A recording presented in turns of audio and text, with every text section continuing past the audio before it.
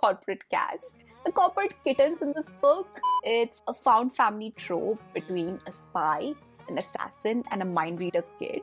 This book is gory. If you want a unique horror story, this one is for you. He writes with a lot of heart and his stories stay with you for a very long time.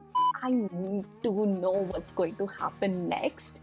This series makes me laugh like nothing else. It's so cute, but I did shed a tear or two, especially at the end. I got very, very emotional. Knock knock. Who's there? Plot. Plot who? Plot twist of the year, it's already almost August. It was January yesterday and now I'm like preparing myself for August. I need a refund. This year I've read about 120 books. Today we're going to be doing the mid-year book Freakout tag to go through all my likes, disappointments, heartbreaks and wonderful moments that I've spent reading and just summarize it a little bit. So let's dive right into it. First question. What's the best book you have read so far in 2025? As best books go, for me, it doesn't come in ones for sure. This time it's going to come in three. The first one is Madonna in a Fur Coat by Sabhat Ali. This book touched me in a very, very different way. The writing of this book is like a masterclass in writing. You often sit and you might be wondering, what is love? And this book will answer you that. Not only what is love, but what life means without love. It's about two star-crossed lovers, and it's about unrequited love and the feelings that comes with it. And the writing, it was just touched my heart. The second one is a fantasy. It's called The Will of the Many by James Islington. The level of world building that happens in this book is out of the world. Imagine yourself like in a cave, right? In a very, very dark cave and you don't know what's there. And you have this like torch and you keep going and the torch shines a little light and you go further, it shines a bit more light. And slowly, slowly things start getting clearer. You get a better view of that world.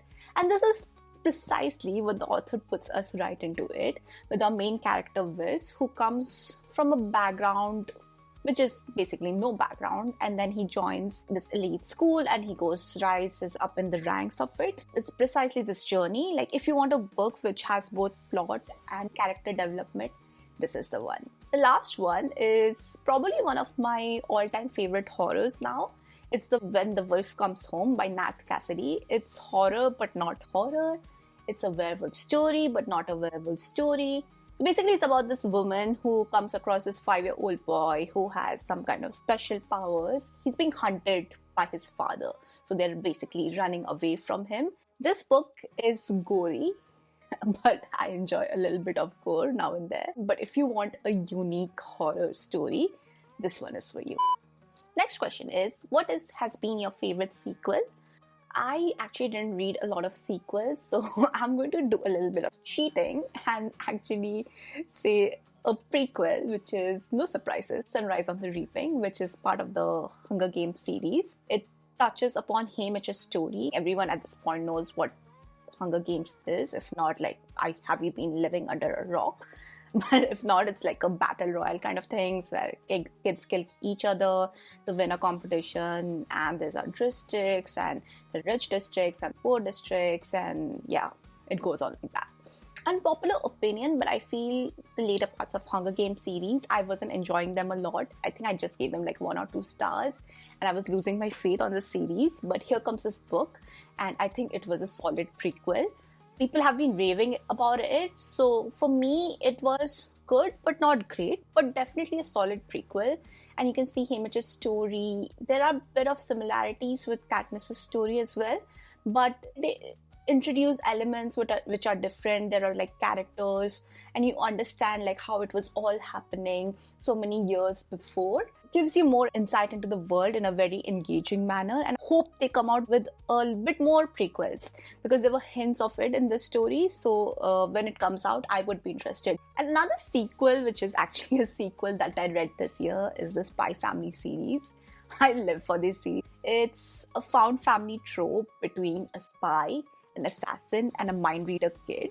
And the kid Anya, she's totally adorable. There's also a dog. in the series, and whenever he comes into this book, I eat those chapters up like anything.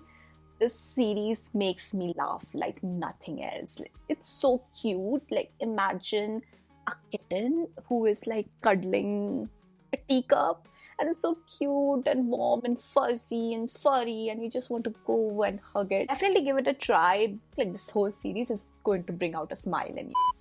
Next question, is there a new release that you haven't read yet so far but are really excited for? Yes, and yes. On top of my head, I have two of them. The first one is Atmosphere by Taylor Jenkins Reid. Taylor Jenkins Reid is such a talented author. She can convey such deep feelings in such easy language. It's not that easy, you know. Like, you have authors who are using like these all tough words and complex structures, which is good and fine in its own way, but it's equally hard to do a solid story in easy words. You know, it's like Hollywood whispering secrets to you. At least the women quartet that she has written, I have kind of loved all her books. So I'm very excited to get into this one. I don't know what it is. I'll go into it blind, other than the fact it's a love story, which is literally written over here. I love love stories. I am very excited, and I'll let you know my thoughts once I've finished this one. The next one is another one of my very favorite authors. It's My Friends by Frederick Bachman. I love Frederick Bachman, the way he writes. Like, there's such ache in his writing, there's such ache in his characters and how they come together, or maybe how a town comes together. His characters, like, they read like real people who you actually want to see or talk to or be friends with, or just understand what's this story, have a coffee or a tea with them. I think he writes with a lot of heart, and his stories stay with you for a very long time. So I'm super excited to read this one as well. What is your most anticipated release for the second half of the year? Again, I have two books. One is Catabasis, which I think comes up in August 25. It's by R.F. Kuang.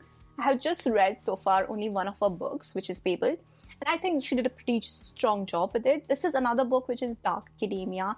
I think I'm really digging the cover of this one, and I'm intrigued by it, and I am waiting for it. The next one is The Strength of the Few, which is the part 2 of Will of the Many by James Allington. Like, Will of the Many has me, especially the ending, like, has me in grasps. Like, I need to know what's going to happen next. I need to know how the next story is going to be written.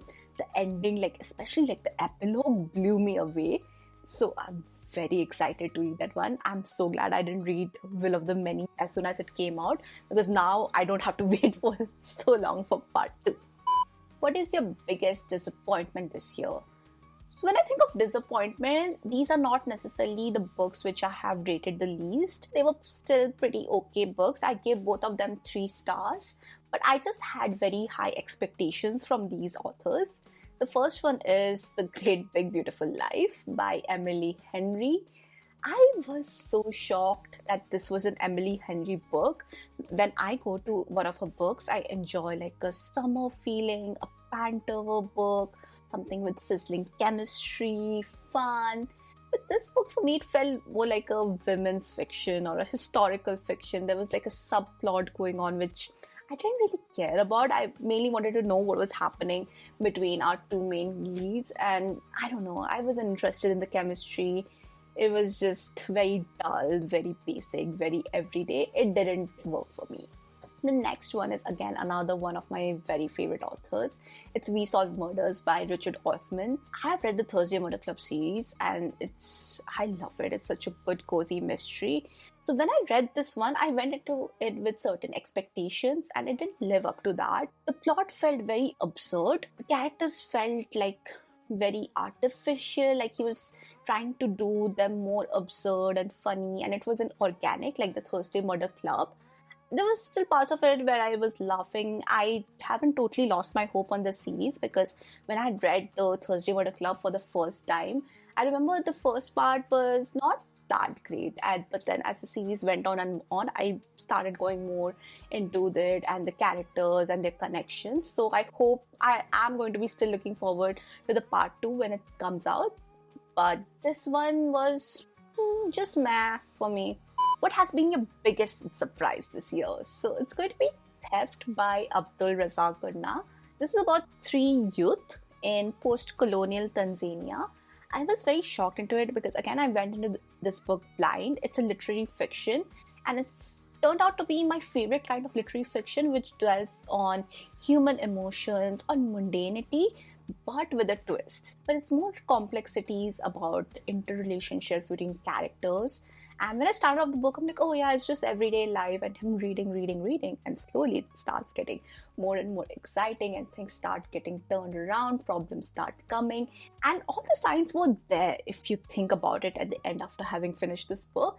It's just that at that time, it just felt so regular, so normal that I didn't catch it. This happens in real life also, like when you ignore some signs and then later on, when you reflect back, you're like, there was something, just didn't seem important at that time. I love this book. The writing was great. The characters, the emotions portrayed was strong and heartfelt, and the ending I felt was pretty strong as well. Favorite new author?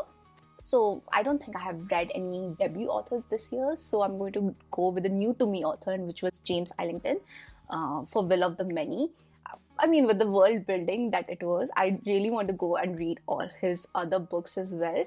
Will of the Many, the way he thinks about the world, with people seating will and it's kind of forming like a hierarchy. It's very unique and it's very complex, but the way he writes it makes you still intrigued to know more about what's happening. Therefore, I'm going to go back and going to probably read his other fantasies as well. New fictional crush. This year actually I don't have a lot of fictional crush. The only one I could think of is Gideon from the Crimson Month. This is a romanticy series with some elements which are fun. I think I rated this book a 4-star. I think it did a solid good job if you're looking for a good romanticy book. The main character here, Gideon, he is smart, he is a bit dark, he's brooding, he's talented, he's really good at his job. He's trying to find someone and it's our Crimson Month, so it's like enemies to lovers story. I quite liked his character. I think they're all good traits you want to have in your crush, so this is what I'm going to go for. A book that made you cry. I don't cry. Like books or movies don't generally get me to a point where I start crying. But I did shed a tear or two when I was reading this, especially at the end. I got very emotional. It's The Book Thief by Markus Zusak. I read this book in the beginning of the year, and as soon as I read it, I know it's going to be spoiling a lot of other books that are going to come after it, just because the writing was heartwarming, it was sad. The writing here was very unique because it's narrated by death itself. It's based in a time of where there's this child called Liesel, and you see her growing up during World War II. You see the effects of the war which she and her family and her neighborhood is facing. It's very well written. It's also kind of weaves a love for reading, a love for books into the story, and that's why it's called The Book Thief, because Liesel here is a thief, but she only steals books. This is a book which will come like once in a lifetime, and if you are like debating whether you need to pick it up or you're like being intimidated by its size a bit, I would say don't think. Just read this book. It's very emotional and it's just a book that you need to read. Changing gears. Book that made you happy. It's Start a Villain by John Scalzi. This is about this guy inheriting his uncle's supervillain business, but it's just not that. They're like corporate cats. The corporate kittens in this book, it's very absurd, and they're like these dolphins who are like foul mouthed and they are just annoying. And when I look at dolphins, I don't really imagine them to be any better. Like that's how I would if I could imagine how dolphins talk, I would just imagine them talking like that. And then there's this cat who is doing real estate investments. It's so absurd. It's funny. It's like a James Bond parody movie, and I live for such things. Most beautiful book you have bought or received this year. I love the cover of The Buffalo Hunter by Stephen Graham Jones. Seems like there's some mystery element, there's something going on. Seems a bit of horror and intrigue, a bit darkness. It's just drawing me in. I think it's pretty beautiful in a dark, twisted way. And that's why I'm very interested to read this book. Like, I picked this book, like basically my husband picked this book up for me just after seeing the cover, and when I saw it I was like, yeah, okay, let's go for it. What books do you want to read by the end of the year? This year I actually want to read a little bit more on Indian fiction, and I've been recommended Ghachar Gochar by Vivek Shanbhag a lot, so I'm definitely having my eyes out for that one. Next one is the part of Vera Wong, which is Vera Wong's Guide to Snooping by Jessie Kisutanto.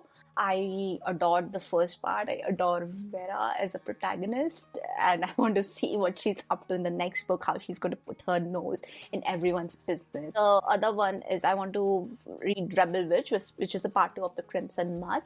I think I was intrigued by the romantasy, and this year I'm trying to get a little bit into fantasy and romantasy series, and I want to know what's going to happen next in that book. And the last one is something, have I been living under a rock? Maybe, because I haven't read the Fourth Wing yet, and this book, wherever I see everyone's recommending it, it's either in a good or a bad way, and I need to make up my own mind about it. And I have actually both the books from the library, so I need to get into them very soon. That was the mid-year book Freakout tag. Comment below on your favorite books that you have read this year, or any disappointments that you have had. Don't forget to like, subscribe, share, and we'll meet again soon with more stuff to talk about on books. Till then, bye bye, Shubh Ratri.